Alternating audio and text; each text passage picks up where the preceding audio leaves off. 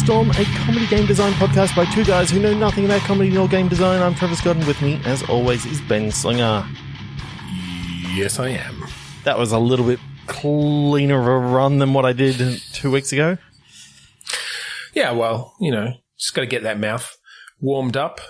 Some good mouth sounds going. Get all the mouth sounds out early, and yeah. All right, what are we doing, Trevor? I think we're going to do some click pitch first. Sure thing. Although I just did remember I actually have a pitch tonight, but let's do some click pitch first, and I'll come. And back then you do some pitch, and then we can do some other stuff. And then we'll do some click, which is just us browsing the internet while you listen and to our reactions as we find weird stuff. No, we're not really doing that. Please continue to listen. Rule 34. The video game. All right. Okay, so click pitch is a game where we each have a random word generator Discord bot. On the count of 3 to 1 click, we're going to type in our command to get a couple of words. We'll each get an adjective and a noun. We'll throw them at each other, come up with a game design. When it doesn't work, or we're just bored of what we're talking about, then we'll click again and we'll do something. Or, when it comes to its natural humorous conclusion. Humor? Oh, yeah, that Shit, we're supposed to be funny. Why have we not thought about that for the last 200 episodes?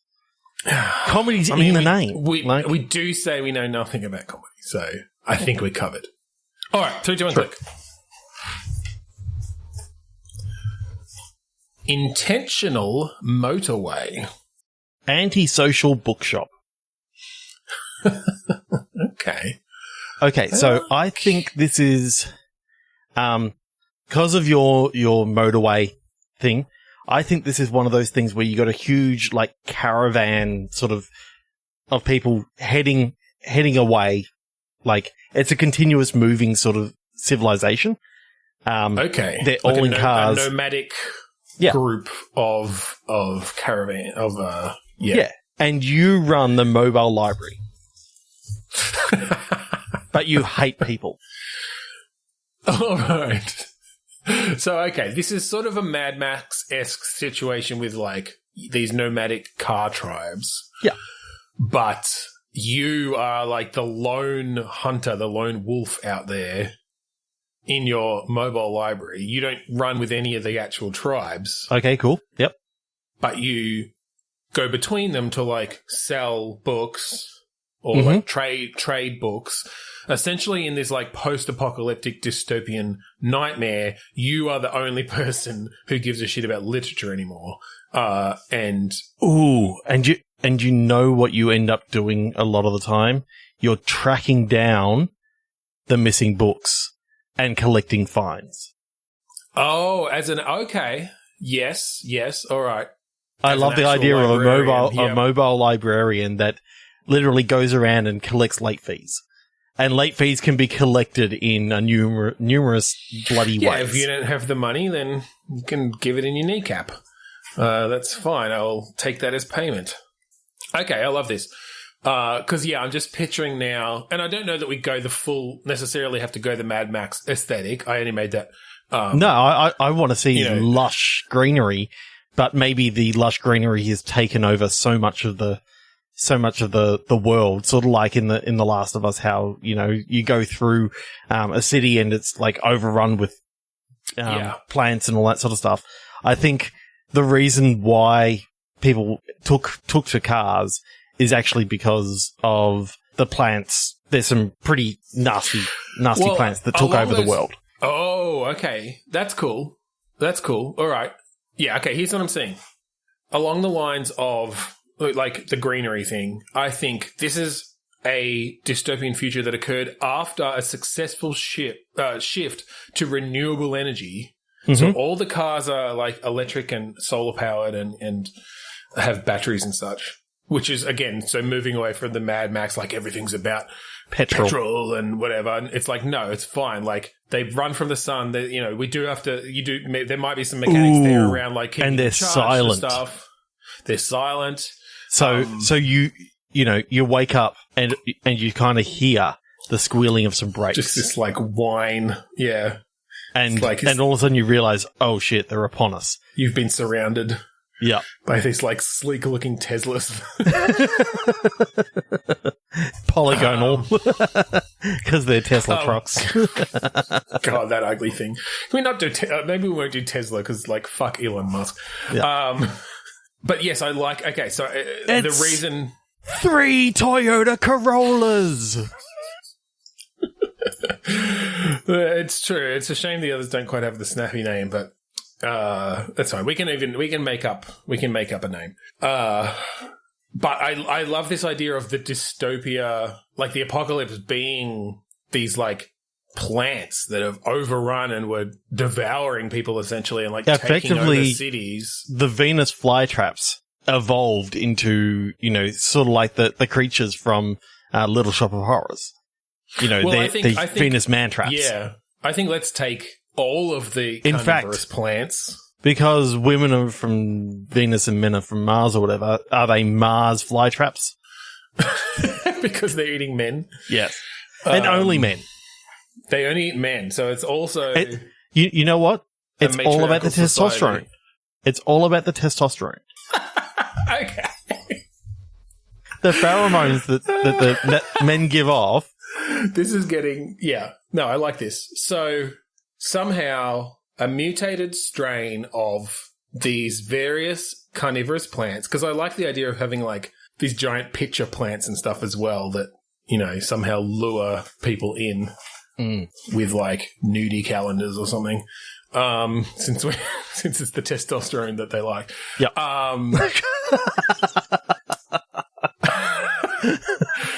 Yes, that plant looks like a lady. Ooh. Plant looks like a lady. Yeah, I think this strain, it was created in a lab. It escapes out there. It breeds and reproduces. And yes, it's like essentially drawn to testosterone, and that's what it is trying to hunt and eat. And so it's taken out a large chunk of the male population, or at least those with testosterone. As much as this is, a typical occupation for females, I think a library in this case, it does kind of make sense that that's a lady who runs this library with her wife. And they're the ones that go incredibly violent to destroy these people. Unless, and I know, look, and we very consciously try to put more and more female protagonists in our games and have more representation. But in this case, given what we've said, I think having a man, because of the risk then of the plants as the main character, might make a bit more sense. Obviously, we will also have plenty of female characters, given that they now make up the majority of the population of this world. Although I like he can have a husband. It's two men driving this library truck. One of them is like the librarian, and he is like he's searching for the literature, and he's like trying to find these books, and he's hunting down the late fees. Like has other interests essentially, but they travel together, and that's part of the whole the sort of the whole story. So is his husband a scientist or a botanist? Yes, I love that. Studying these plants, trying to figure out how to reverse it and how to like kill them. Yeah, essentially. Oh, and that's actually that's really good because that will give a reason for one, as to why you're somewhat why the two nomadic. of you survived well enough, how you managed to like make your way between these different nomadic tribes, and also why you're antisocial and not wanting to hang around with other people because you know that the more testosterone, the faster the plants arrive. Yeah, that's good. I like that a lot. Okay. So, from a gameplay perspective, I think this is like open world sort of deal. Yeah. Obviously, there's a bit of driving involved, as they are these nomadic. I mean, you could do this as procedural. Literally, like all you need is like random towns that you come across every now and again that are overrun. You can have a city in the distance that you're not ever going to want to go near, and you can sort of just. You could do a procedural. I guess it would. There's a choice to be made there, I think. Because procedural would be good from doing it from a systems-based perspective. But I think there's also a case to be made there for doing it in a more traditional open world sort of thing where you have a strong narrative of, like, here are the different tribes and they each have their different sort of quirks and characters, and you meet different people along the way, and then, yes, like, you're heading towards finding out exactly what happened as you travel across, and essentially reveal more of this crafted world.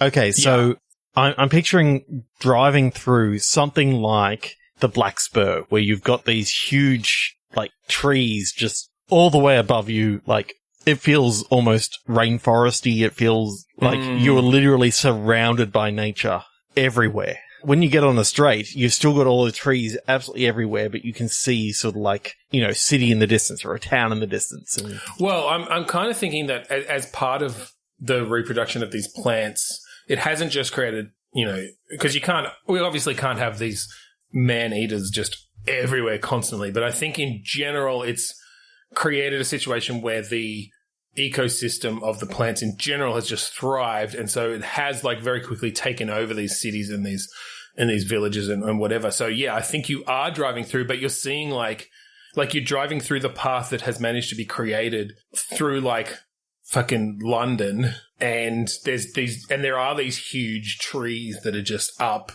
like, next to the sky, like next to the skyscrapers, right? Like, or like through them or whatever. It's essentially this ruined city that's been taken back over very quickly by these what usually would have taken hundreds of years to grow, right? I like the visual of that. I mean, I suppose what I'm really enjoying about this is that this is something that hasn't really existed before, like having sort of like a two-person RPG, in that you have to try and keep them both alive. But yeah, do we make it co-op? Well, yeah, it could be co-op, and you got different missions basically.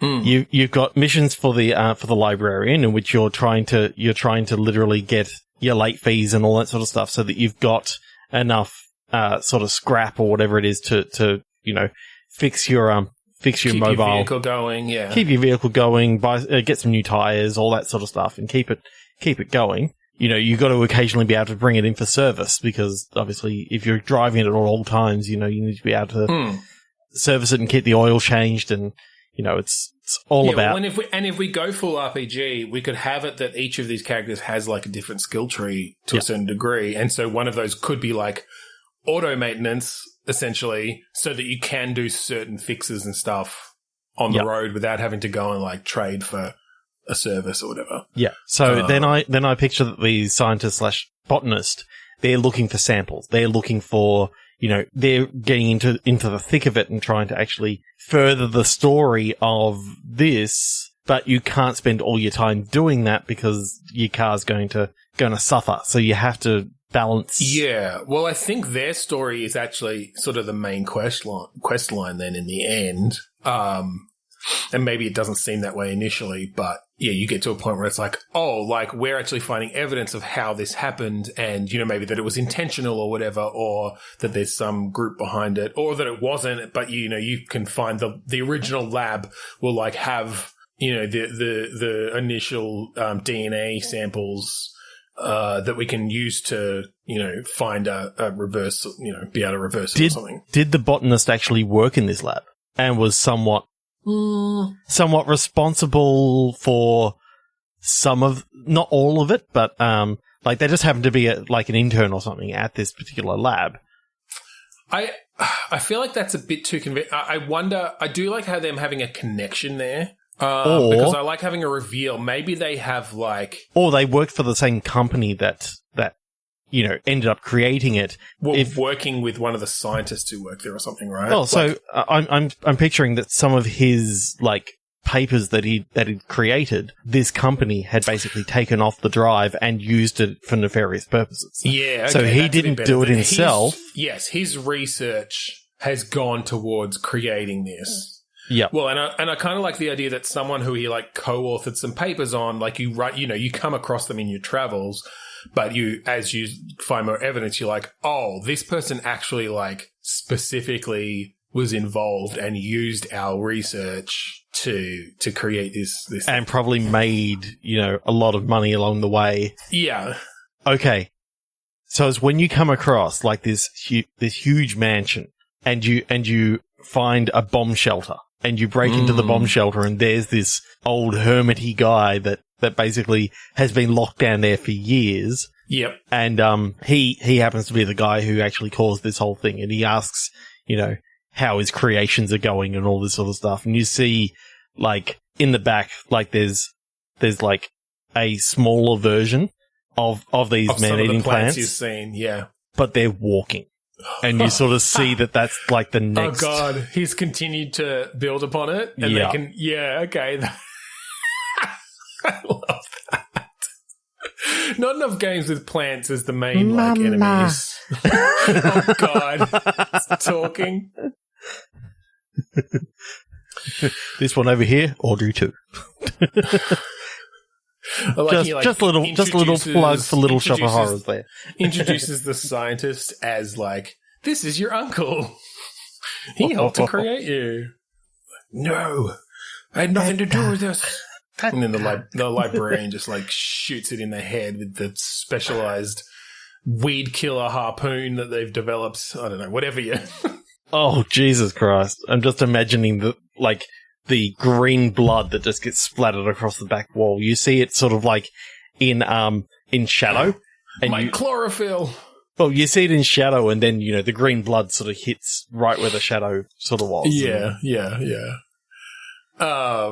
This is great. I am now thinking of it as like an RPG, almost Witcher-ish sort of vibe, or even like a Dragon Age or something.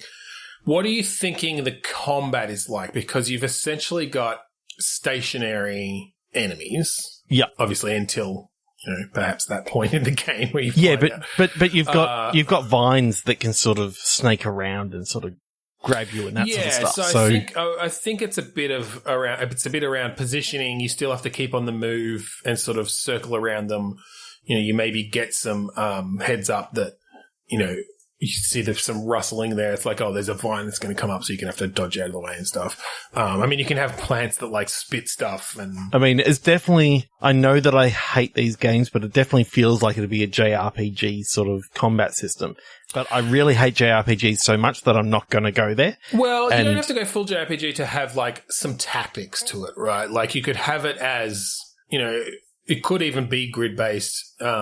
Even something a little bit like, Into the Breach in a way where you've just got, and that's turn-based, and I know you hate that even more, but but then again, that's probably why I hate JRPGs anyway, because it is all turn-based, and which is so weird because I love the combat in D&D, and that is even slower turn-based, but it's because I'm so invested in our characters that I sort of let it go. There are some good Western or Western style tactical games out there. I guess you could even count something like XCOM or whatever in that vein, but there are some that are sort of a lot more grid-based or whatever, and it's really about like positioning and flanking and being able to use your moves in the right way to get a good position and actually sort of think tactically. So I feel like that could work in a game like this where it is more about, that you do have to try to flank the giant Venus flytrap because it can reach out and grab you from 3 squares away, but in the front direction sort of thing. So I think like if you go into a city and you're sort of looking through buildings, looking for certain things, you can sort of go in there and rummage around, and that means moving shit out of the way and all this sort of stuff. And you can find, scrap and old world money and all this sort of stuff, and just things that people are actually going to want so that you can trade along the way. But you can also like come across other raiding parties, and so therefore you're dealing with other humans. Right, you are having combat with things other than plants. Yeah, I guess that makes sense. Yeah, and that's also why you can have these crazed testosterone-driven men who they're just literally using anabolic steroids because they're trying to get these plants to come out so they can sort of burn them as they're like hunting. They're specifically hunting the plants, and they know that being that testosterone fueled will like drive the plants crazy, essentially. Yeah. And they also, you know, are somewhat crazy themselves. So they're sort of like the front line of offense that tribes send out to like clear the path. These fucking jocks. Ooh, I'm starting to think that the thing that you're sort of also trying to work out is how the plants are like being repopulated, given that the bees had all died out. Right. Yeah. You know, I kind of like the idea of looking into, you know, the reasoning behind the pollination and all this sort of stuff. And, you know, we expected that when all the bees died out that, you know, shit would go wrong, but... Well, I like the idea of having then, like, using that to create ideas for even more out there plant types and stuff. It's like, oh, this is like a spore spitter or something, right? And it like, or a pollen shooter that takes in pollen from all the nearby flowers and like swirls them around and then spits it out, and that's how they sort of spread further. Yeah. But also from a combat perspective, that there's like they can, you know, blow. Don't inhale that shit because, you know, you're going to be coughing up pollen for the next day or so. Exactly. You can have like gas-based effects or like wind-based effects or something because they're able to like, they can full on like take a breath essentially and like blast it out in a direction. But you could reveal that as you went and as you're discovering this stuff about what happened. Yeah, this is a fucking cool idea. And it all came from me just seeing Antisocial Bookshop and hearing your motorway thing. I don't even know what your other word was, but I'm just like... Intentional. But no, it's fine. Yeah, I just saw this idea of that mobile bookshop and on the motorway, continuous driving and... I mean, there are a lot of ideas just from the idea of having this, like, rogue librarian going between these nomadic tribes and, like... Yeah. Taking books back and forth and hunting down, you know, late fees. That's cool by itself. But no, I think we built a really interesting, you know, world idea that on top actually of that. Sounds cool to play as well. Like it has. Yeah, I think you could make having that co-op / if you are trying to play it single player, you can play it single player and you swap between the two characters. Yeah. Anyway, enough patting ourselves on the back about how well we just did that. How impressed we are that we took those words and we turned them into something that we would want to play. Yeah. I mean, it's not like we haven't done it hundreds of times before, but no, that was a good one.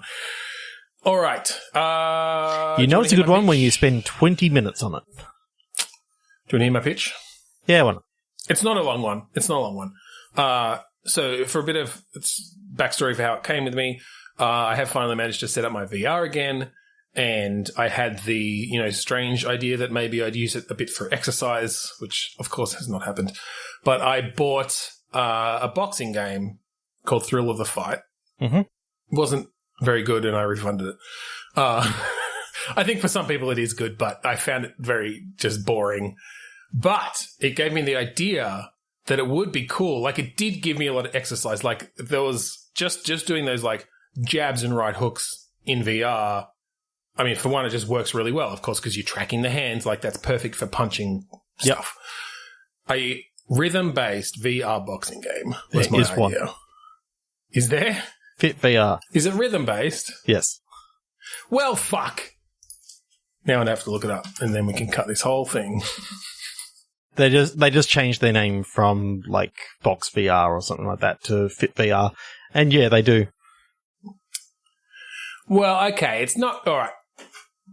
It's not quite what I was thinking. So anyway, I will continue with my pitch, despite the fact that apparently this already exists, and now I'm going to have to try it out. Mm-hmm. I was kind of thinking, though, of like that you're still up against opponents, because that seems to be like, yes, you're like punching and boxing or whatever, but it's mostly like things coming towards you. Yeah, it's like Beat Saber, but you punch the things. I'm thinking more of... You're still fighting opponents, right? Like, I still like the idea of fighting opponents. And so you're bringing in maybe a little bit of, like, punch-out sort of thing. I was going to say, is this so Nintendo have decided they're going to hand the license over to us and see what we can do? Yeah. Yeah, I want to be like punching these opponents with the rhythm, like having a sense of what the moves are that need to come up. And so I'm thinking sort of like, okay, you get like these glowing spots on like their, the side of their head or the side of their body in different places that increase in intensity until it's, until whatever the sign is that's the actual time to hit it on the beat. So that you're almost pulling off these combos in time with the beat that you can sense as they come. You start to really learn it, as well as dodging, blocking. Well, that's it. You might have similar things with like dodging and blocking, but yeah, obviously they all go along to the beat. But yes, doing it in much more character-based thing and with an actual opponent as opposed to, just like lines of stuff coming towards you. Yeah, I don't know. I thought there was some cool stuff you could do there. Yeah, the way I sort of see it is, though, that it'd be kind of scripted. Kind of like... Yeah, it would have to be, to a degree, yes. Like, I don't think it's not about your strategy on, finding the timing necessarily. Although you could do it in a way of like, their punches are going to come at a certain beat or something, and that your punches, like, yes, if they're on the beat, you'll get extra points, but it's not necessarily specifically like, left jab, right hook. It can be whatever you want as long as you do it on the beat or something like that, right? You could have some different options there. Which kind of brings it into the, what's that, pistol game? Yeah, a little bit of pistol whip sort of thing. Yeah, it's kind of a combination of those, I guess. Dodging, blocking ducking, punches. Blocking, definitely like bringing your hands up or to maybe even to each side. Yeah. Trevor's doing a little, what is that? I know, maracas or something. A dance move, yeah. A little... maracas off to the left, off to the right. Anyway, I'm going to have to try out this Fit VR thing now, except it's probably really expensive. I think it's only on the Oculus store, though, because it's an Oculus-owned thing. No, I do see Steam on here. Oh, is it? Well, at least for box VR.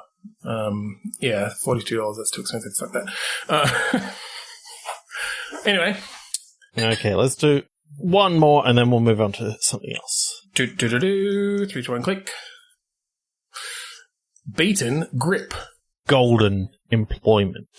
Oh, golden employment. So is this someone who's been at a company for a very long time, right? Getting a gold watch sort of thing? Yeah. And they're being let go. This is sort of like their severance package. They get given this gold watch.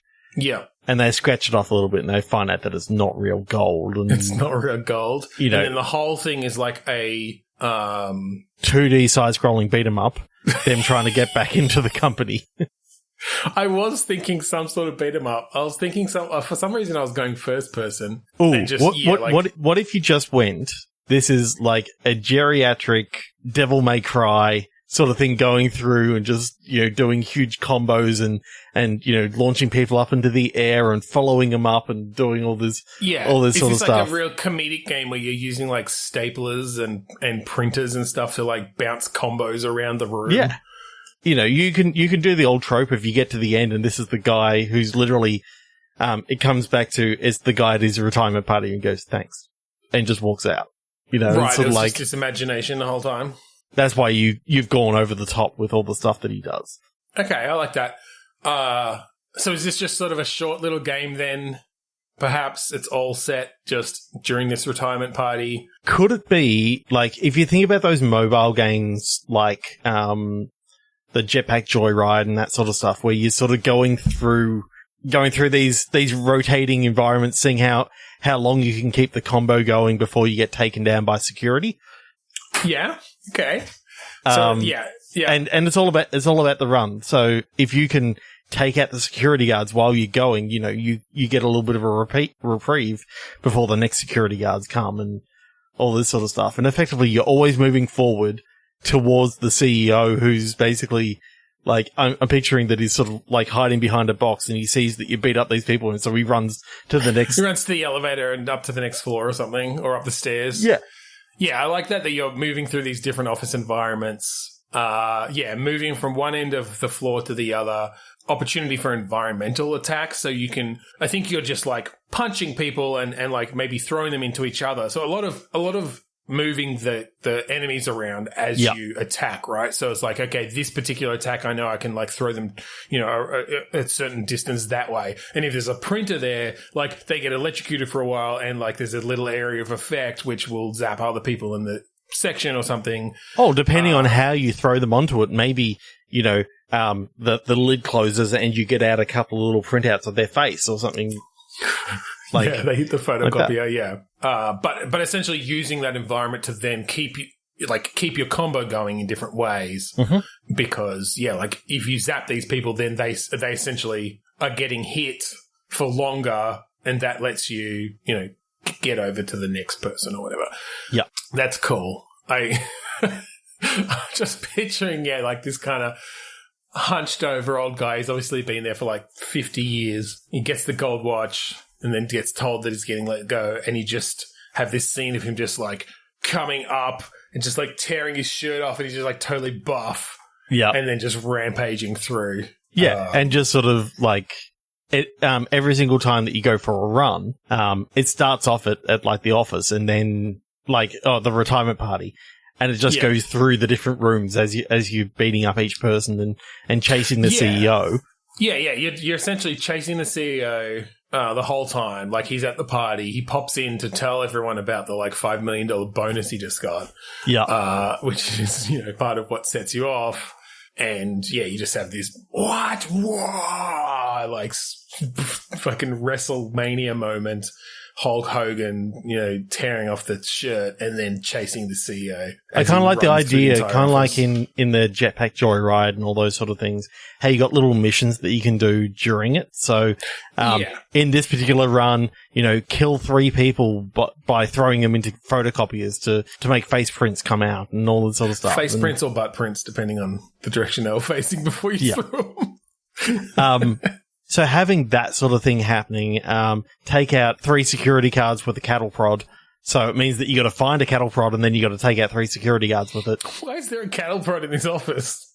Because you go through a warehouse and it just so happens, Yeah. No, actually, I like that idea of you occasionally go through, I guess, I was kind of sort of picturing you were going up the levels, but it doesn't have to be that. But you occasionally go through like a warehouse section, and that will have different tools that you can then utilize for the next little while or until you get hit or whatever the mechanic is. Yeah. So you're pitching this as a mobile game? What sort of controls are you thinking? I think this is that mobile game idea of runs, but you're doing it to like from a PC sort of thing. Maybe it's rather cheap, sort of like you're sort of going through somewhat of a procedural level each time. In a way, it's a roguelike sort of thing. I don't know what necessarily how you do the progression, because you probably the progression is you're effectively making your way up to the CEO, and if you can beat up the CEO, that's the end of your run. Generally, a roguelike will have like things that unlock, or your character will get stronger between runs or something. But you could if you wanted to do it that way. I'm just trying to move it away from, because Jetpack Joyride and stuff relies so much on the whole microtransaction model of I don't want that. Unlocking shit and getting boosts or whatever. But no, I think it needs to be fun enough that you're happy to start from the start every time. And yes, maybe you're unlocking different weapons and different environmental things that can show up in the procedurally generated levels, right? Yeah. Or different floor types or something. I think your early enemies are those sort of enemies that can be juggled really, really easily. Whereas your later enemies, they're the ones that are going to be doing the harder combos. So you got to counter, juggle sort of thing to get them going. Now, whether you do that sort of 2.5D beat 'em up, so like your Double Dragon going along the 2D thing. I was sort of picturing it moving it forward, but that still, it could be like essentially fixed, camera fixed stage perspective, but consistently moving forward in one direction as opposed to moving right like those old beat 'em ups. But yes, otherwise it's not a forced scrolling it's just you have a bunch of enemies and you keep that combo going, and then it's like, okay, this is the last one, like throw them over there onto the into the cubicles, which will, I can see someone over there and they're going to domino down, and so I can keep the combo going. Because I'm just imagining like you get into a hallway and you're having to sort of like do the beat 'em up, but not as much leeway going left and right. You know, you're doing more vertical sort of fighting. So yeah, that could be cool. And especially if you take too long, then the security guards are going to catch up with you, and then you've got the hardest enemies in the game. Yeah, I think there is some pressure to keep moving forward. It's just not forced upon you as such. I like the idea of the hallway, because then some of the environmental stuff there is like the doors, you know, so it might, you slam into that door and it's like a broom closet and like stuff falls down on, you know, and piles everywhere, or that one was like a meeting room and people come screaming, running out, or different things that you could do, or like it's, you know, a break room and you get a power up, or different things. Yeah. So, I really love the idea of being able to kick a guy right through a meeting room door. Like, break the door open by kicking the guy through it. Absolutely. His name's Bruce. Okay. So anything else on that? No, let's move on. I like that idea a lot. That's one of those ones I feel like I want to make a prototype of, but I don't have the time. So yeah, let's move on to something different. Shall we do some second chance click pitch? Yes, why not? Episode 8. Podchaser.com/bitstorm is where I'm heading.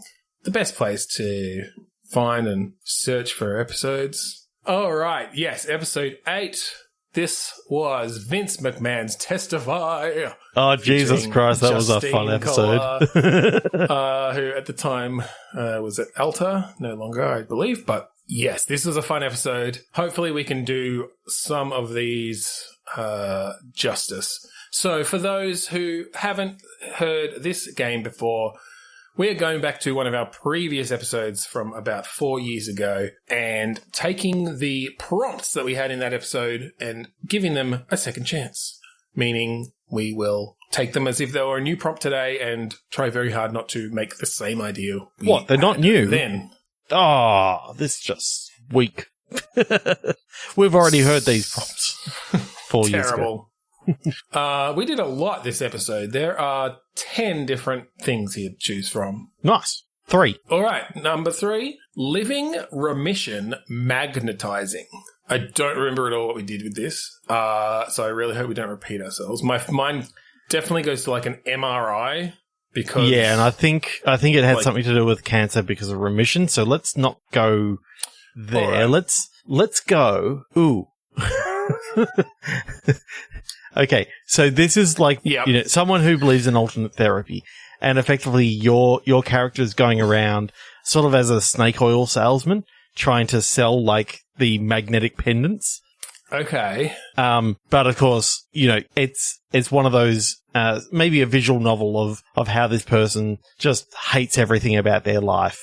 And that they're not happy, and they know that they're screwing people over, and then they get embroiled in some sort of like... They get bought out by goop. They can't give up the lie because they're making tons of money, but they feel horrible about themselves.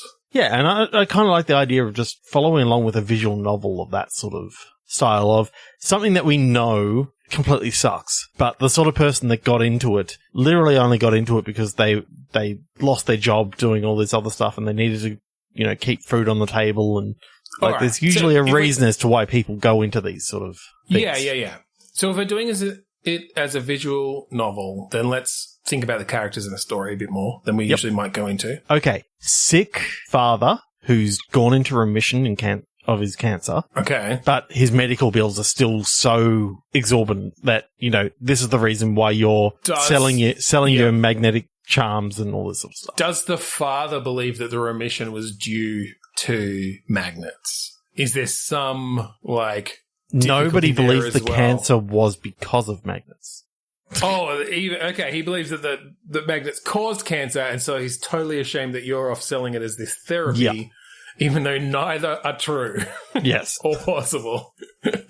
Okay. It's all radiation. That's what he thinks. Just any sort of radiation, yeah. All right, and so... I'm trying to just think of how the structure of it is working. Are you sort of going from door to door or town to town? Like, how are you selling this stuff, and where do the sort of recurring characters come in? Okay. I kind of like the idea that you're only trying to sell to your neighbours, effectively. Okay. Like, so you're not very good at this, essentially. You're sort of like one of those Avon, trying to sell makeup or sell like Tupperware or whatever and not going outside your immediate circle.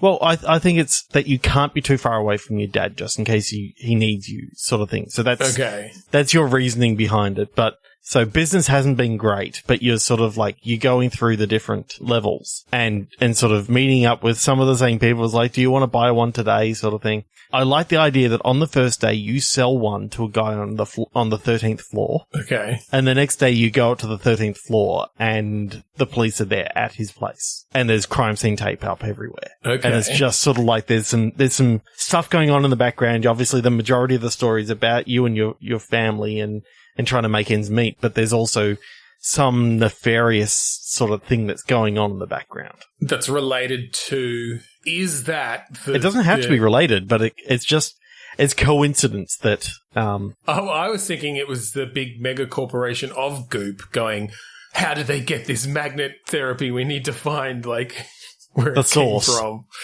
And they're, like, trying to hunt you down because you've made up this bogus magnet therapy that they must have. The fuck? Is Goop an acronym? What? I don't know. All I know is that that Gwyneth Paltrow tells women to stick jade eggs up there. Yeah, well, and like steam and stuff, like super. Yeah, it's not great. It's really terrible, actually. There's a lot of people that fall for it. Yeah, they rely on it. They count on it. Gwyneth Paltrow also counts on it to pay her lots and lots and lots of money. Yeah, as if she didn't fucking have enough money. All right. I think that's cool. And then, however that's happening, if we bring in a Goop-like corporation or not, I don't know. But Poog. Pseudo-scientifically operating on growth. I don't know. That's their secret acronym. That's not their real one. It's too obvious. Wait, it's Poog. Okay. That's interesting. I don't know if we can get much more out of that one. No. All right. Give me another number. 8. Engorged timekeeper snob. I always like time. I just had a picture in my mind of some, like, Cronenberg-esque creature with a big clock face in its head. Ooh. And he's the timekeeper, is he? He's the timekeeper. So, does he send out, like, the rookie timekeeper to sort of clean up the time stream? Or is this just, like, a fantasy world where it's ruled over by this time... Or, like, the timekeeper has some role where, yes, they send out all their little underlings to wind all the clocks. Like, there's something about the clocks all being synchronized. Yeah. Or kept up. And so... everyone needs to have a clock in their house, but they're kind of apprehensive about it because they know that these fucking little goblin things come in and might come in and wind it. Okay. If they keep it wound up. Okay. So I think what's happened in this world is clocks need to be registered. Okay. And unregistered clocks basically stop the time stream from running for that particular person so they don't grow old. Okay. So someone's age relies on the clock moving that they registered. Yeah, so normally you register the clock, and the reason why you register the clock, and obviously we don't know the reasons behind this at the start. Initially, yeah. The idea is that the clocks are wound by these little minions, and that keeps the time stream moving in the general vicinity. But anywhere that a clock sort of breaks down, it usually gets cleared up straight away because of the ramifications it can actually have. Is it less that you have to register your clocks and more that you have to be registered to a clock? So that no, I think it is if you built yourself a clock and it wasn't registered, effectively... It could effectively have some manipulation of time just because of how clocks work in this world. Okay. Yeah. This world, basically, all clocks are run by the timekeeper, and that's what keeps people's lives moving forward. Yeah. And the reasoning behind it is actually, a good one in the fact that, like, if everyone is immortal, we run out of food sort of thing. Like, there are too many people on the planet, and I think that's it's an interesting thing because yes, on one hand, it's an authoritarian regime essentially, like by this timekeeper demanding these particular rules about their people. And so you're definitely going to get like a resistance, a rebellion that comes up to that because we're like, why must our lives be, dictated by the timekeeper? We want to get away from clocks, or we want to like build our own clocks so that we can control our own destinies or whatever. But yes, that there is some level of order being kept by these rules. Yeah. I kind of like the idea that early on, like you see a guy get sentenced for an execution and they pick up his clock and they just move it forward. And you just see him grow older and older and older and older and just dust. That's cool. How do they make, so, and maybe this is getting into too many details around the actual physics of it, but is it a vicinity around the clock that it affects? Or is it particular people? Like, do you get attuned to particular clocks or something? And then I think I do like your idea of, yes, you are attuned to a clock. Yeah, but you can break that by basically buying a new clock. Well, and if that time near it, I think it is like a gradual if that thing. clock breaks down because you've broken it down and it wasn't registered, so therefore the minions never actually go to check it. Yeah, effectively you're stop growing older. Yeah. Yeah. Oh, you know what these people can't go out in the sun and all this sort of stuff. I'm kind of liking the idea that they're sort of like your vampire-y sort of characters in it, but really what's happened is they've stopped themselves from like growing older, so therefore any damage that they do to their skin or anything like that, it don't want to heal, or say getting burned or anything like that, doesn't heal because time has now stopped for them. Okay. Are they humans? Like, I was picturing them as sort of little halfling creatures or something. Yeah, you can have this on a totally alien planet or something like that. Yeah, I guess it could just be a fantasy-ish world with different creature types. I kind of like the idea that if the clock gets fixed, when it comes back into sync, they immediately like go through all the ages that they were supposed to have gone through when the clock comes back into sync. If their own clock does? Yeah, so if you repair the clock of this, maybe the end of the first act is you are going through this sort of mansion, you're fixing up rewinding all these clocks, and you find a secret door that's kind of creaked open, and you go in there and you fix the clock in there, and you see the young master who let you in all of a sudden start aging and turn into a skeleton and fall to the floor. That could be a cool thing. I think maybe that's around, I like that as a scene, but maybe that's around one of the Resistance members, because I'm picturing, because essentially what I think is happening here is the minions of the timekeeper are essentially his priests, right? Yeah. They have a status, and the timekeeper allows them to be attuned to a broken clock, but they keep that clock with them at all times, right? Because they need to protect it. Because yes, if that clock gets fixed, then, or they get attuned to a different clock or something, like they have to be constantly attuned to this broken clock. If it gets fixed, yes, they will suddenly just essentially turn into dust, depending on how long they've been part of the, the order of the third hand or whatever. Order of the second hand. I like that a little bit better because it's all about the seconds, and it's also... No, but the second hand is the minutes. Oh, you're saying like the second hand. See, there's some confusion there. Maybe it's the order of the fourth hand. Yeah, I was just thinking that. Well, the fourth hand is the timeline of the person. Oh, okay. That's kind of cool. Yeah. It's like, ooh, you could actually have like a magnifying glass that you can pull up that sort of does a black light effect, and you see the fourth hand. Yeah. Of any clock. Of any clock. And effectively... Oh, it's for anyone who's attuned to that clock. They have a hand on there. Someone's life literally just goes from 0 to 12. So they know when they're going to die then? Well, they don't, because they don't have this like black light effect. Knows, essentially. The clock knows. There's some sort of like, okay, that's fine. I'm not going to argue with that. And so these people who are using broken clocks, they're sort of basically the fourth hand isn't moving, and that's how they're actually getting away with it. So yes, I love this idea of these priests going around. They've got like their big ledgers of all the clocks. They each have these set of clocks that they must check and And when you as a minion are checking off this clock, you see the serial number and you can match it up against your ledger, and you see who's registered to that clock. Right. Yeah. Okay. Yeah, that's cool. So so are you then essentially... You're just a minion. You're playing a minion who joins the rebellion, or... You're playing a minion who discovers the rebellion. Or discovers the rebellion, okay. Because it's basically been hidden from the timekeeper for years. And now it's coming ahead because you found that secret door. Oh, okay. You're sort of getting further that makes into... sense for that scene then.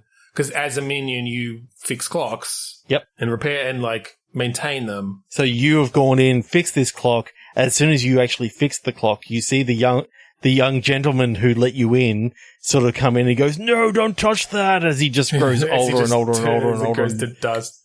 Okay, because I love this idea then, because you register and you've got your little ledger of the last time this clock was checked, what time it was at, what time the fourth hand was at, that it because clocks break and that's fine.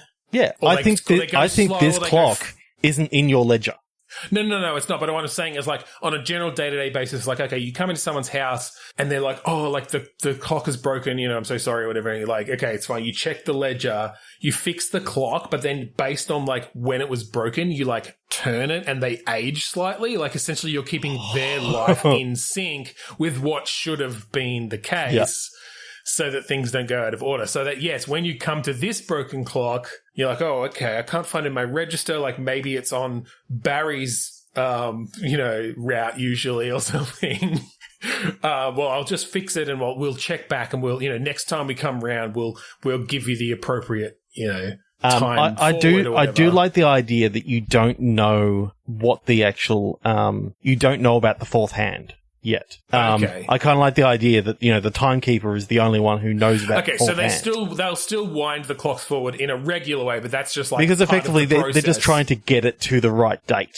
Yeah, the right because date. it's got a date there and it's got the time, so therefore they're trying to match it all up.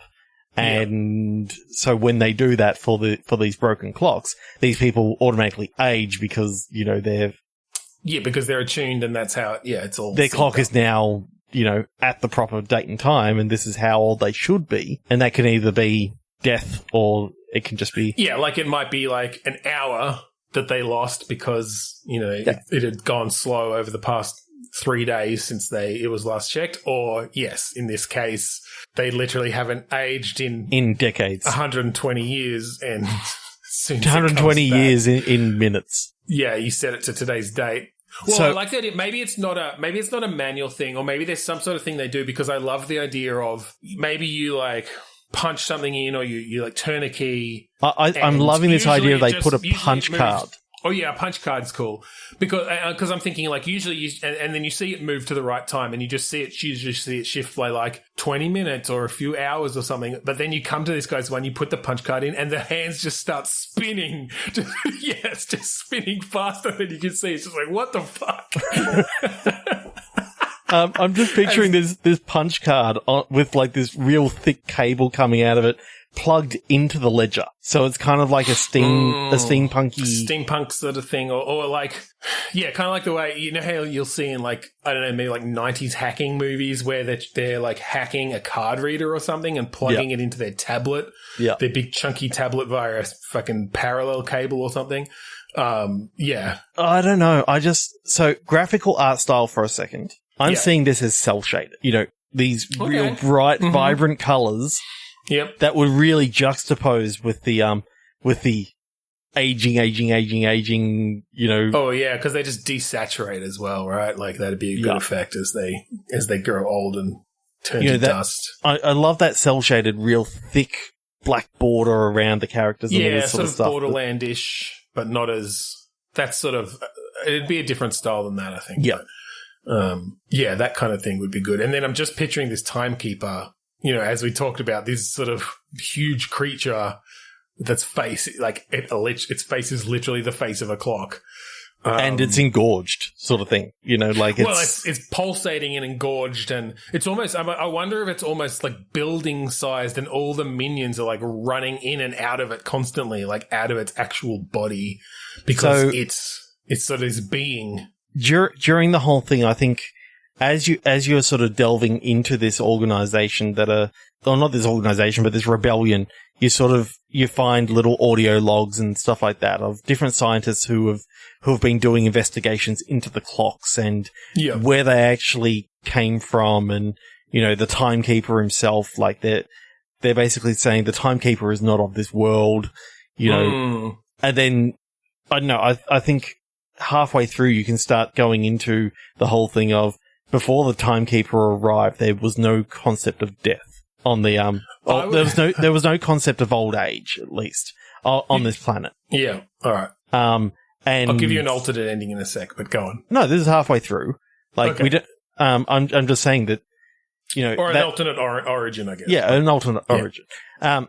So when I was first talking about it, talking about how the whole planet would have wiped itself out because of through famine and all this sort of stuff, because no one was actually dying of old age, because effectively, circumstances on the planet kept their bodies all healthy and DNA never actually started to deteriorate. Right, and as disease and other things were wiped out, people died, of course, for accidental reasons, or hunger, or starvation, murder, or different and things, that sort of stuff. But yes, they don't die of old age. So as technology progressed and people's lifespans, other than old age, were longer, there was less reason for murder. There was plenty of food to go around. The population just started skyrocketing. To, each generation was sort of producing another billion children. Or exponential. Exponential, yeah. That's cool.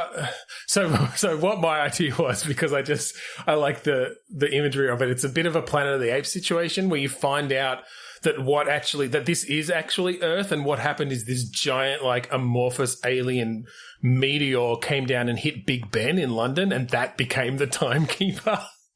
So this is after 2 weeks ago how we had the gelatinous blob morph with the king. Oh yeah. So now this is later on in that same world where the gelatinous blob has taken over Big Ben and just taken over Big Ben. Oh, I'm thinking of this very differently than a gelatinous blob though. This is like I said, a Cronenberg thing-esque, goopy fucking alien flesh mound. Yeah. Anyway, however the origin goes. No, that's really cool. There's some really... Thing is, I can see all the different things that you can do in the game. You're first going through and you're sort of doing a exploration of this mansion, just making sure that all the clocks are, being marked off in the ledger, and it's just after you clean out the last clock, that's when you see the secret door sort of thing. And I don't think that's it. I think that's, a little bit into the game, as we like to do, and as it often works well in these. You have a few normal runs, or not runs, but you go to this house and it's okay, I've got 3 clocks registered here, and, the 5 people here are attuned to them in, various combinations. All right, when was the last time it was checked? Okay, check the time on it, plug the punch card in or whatever. It registers. I'm sort of picturing it is like a paper ledger, but it's some sort of electronic ink or something. So it's this real combination of old school sort of priest, religious sort of feel of things, but with the technology of plugging it into the clock, and it, fills out the spot on the ledger or something. I'm just wondering if, how Catholic priests quite often have that swinging thing with the fog or with the smoke. I can't remember what it's actually called. Sensor, yeah. So the idea that they're sort of going through the house, and what they're doing is they're looking for the smoke is attracted to the clocks, so that you can basically identify where all the clocks are, and that's how you actually. It's like following electromagnetic fields, but it's the time fields of these clocks. That's cool. That'd be because that sort of brings you to look, it's quite strong over in this corner, but there's no clock here, and there's no clock left in the ledger. Gives you a reason to continue searching.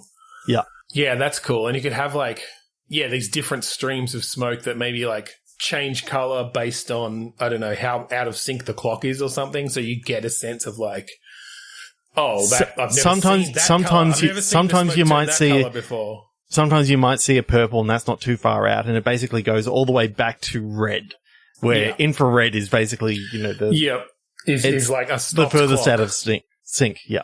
Yeah. It is right 2 times a day. So that's why you still get some signal from it. Well, what I like is when one of the earlier houses that you go to, there's like a grandfather clock, and this family's grandfather had just passed away, and that's why it's out of sync. Like, grandfather was actually attuned to this clock and he passed away. That's cool. Yeah. And so, it's kind of got that connotation of, oh yeah, this is the sort of clock that he grew up with, and he actually, tuned himself to this clock. I do like that idea of like the life force being so intrinsically attuned to these clocks that yes, someone dying affects the clock because it's like shifted the balance of who's attuned to it. Yeah. Because there might still be other people in the family attuned to that same clock, but now they've like actually slowed down in aging for a while, so you do have to get them back in sync. No, there's so many cool little things that you could do, like tracking people's age in the background. This would be like a really good like tabletop RPG setting as well. Ooh, I kind of like that idea that it's almost like a 2-player or like a small amount of players sort of RPG. Tabletop. Well, I think for this game, you'd keep it narrative based. I think what we've talked about lends itself more to a traditional kind of, almost walking sim / there's obviously some Papers, Please aspects in there and just some cool set pieces and stuff. But just the setting as a whole, I think could lend itself in a lot of different ways to some really cool and interesting stuff. I'm just imagining going through different houses and trying to find the clocks, and I really want to play this. It will never exist. Unfortunately, no. We really went deep on a couple of ideas tonight. That was fun. I like when that happens. Yes. And I think that'll do for tonight. So. I think that will do. So thank you for joining us this week on Bitstorm. If you want to find us online, like I said earlier, go to podchaser.com/Bitstorm. All of our episodes are up there. Leave us a review. We'd absolutely love that. Check it out. We're also part of the 8-Bit Collective, and this is a group of podcasters podcasting, funnily enough, around video games, pop culture, tabletop, RPGs, tons of stuff. So go to 8bit.net and check them out. Do you like Australasian gaming podcasts? Well, I've got the spot for you to find a whole heap more. Just look for the Australasian Gaming Podcast Network on Facebook or at AGP Network on Twitter. And finally, we'd like to thank Kuridas for the use of the song Mount Defiance off the album Containment Failure. That's right. So thank you again for joining us this week on Bitstorm. I'm Ben Slinger. I'm Trevor Scott. And, hey, your book's late. Oh, shit. Please don't kill me. I'll give you anything. Do you want a lithium-ion battery? Just take 2 steps backwards. That plant will do it for me. Oh, fuck.